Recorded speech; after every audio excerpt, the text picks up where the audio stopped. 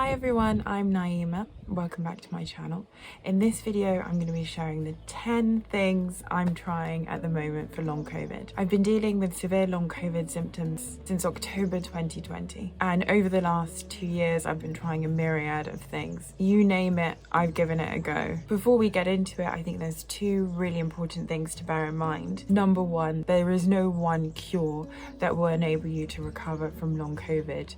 Usually it's a series of different things to target a variety of symptoms, and because everyone has such different experience of this virus, there's no one cure. Also, this video should not be taken as medical advice. I'm just someone who has been living with this condition for 2 years.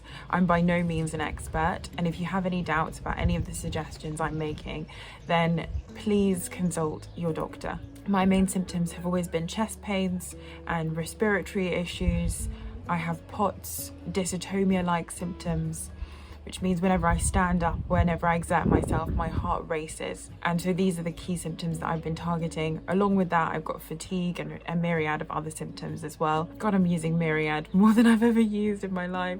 We're only 1 minute into this video. But after 2 years since my initial infection, I'm definitely getting better. For the first year, I barely noticed any improvement. But in the last 3 to 6 months, I've noticed huge improvements. And these top 10 things that I'm trying are in no particular order. They're not ranked or anything, so they're just 10 things that I think are helping somewhat.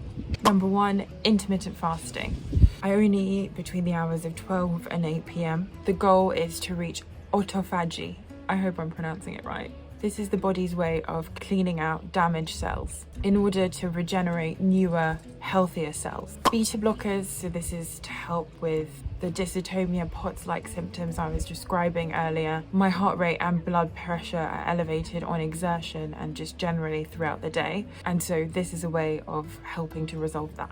I've started using them 6 months ago. No alcohol. Alcohol promotes systemic inflammation and it can really aggravate chronic conditions, including long COVID for me anyway. I've learned the hard way that it's just not worth it. Vitamins and minerals. So I often get asked what vitamins and minerals that I use. So here it is. Here is the extensive list of what I am taking every single day. Quercetin, this is a natural antihistamine. Bromelain, this is another antihistamine. Vitamin D, this supports lung function and cardiovascular health. Vitamin B, so this has an impact on energy levels, brain function, and cell metabolism. Vitamin B12, this is to help keep nerve cells healthy. NAC, this is made of antioxidants that can repair cells from damage. It does a few other things as well. Zinc, growth of cells, building proteins, and healing damaged tissue. Bingo. And supporting a healthy immune system. And D-ribose. So this is often used by athletes to increase ATP production when you're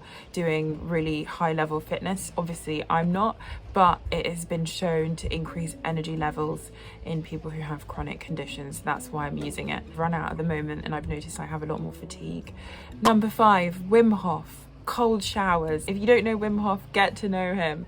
I will link his details in the bar below. He's also on YouTube. He advocates for cold showers. And number 6, which is also very much linked to this, breathing exercises are a huge part of the Wim Hof method. It's been proven that there have been significant benefits to combining the breathing exercises and the cold showers. Some of the benefits include having a positive influence on the nervous system and immune system, anti-inflammatory effects, decreasing flu-like symptoms, increased level of reductions in nausea and altitude sickness, and improved oxygen intake during exercise. So boom, try it and let me know if you've tried Wim Hof. Please let me know in the comments below because it does something. Short term, it's definitely having an impact. Long term, I have no idea what impact it will have, but I'm gonna keep going. Brain retraining exercises. So as I mentioned before, my worst symptom by far is chest pains, and a big part of my recovery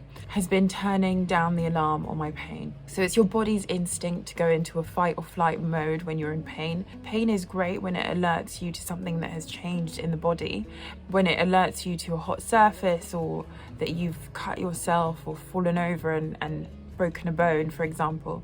But once pain becomes chronic, the fight or flight response is no longer helpful.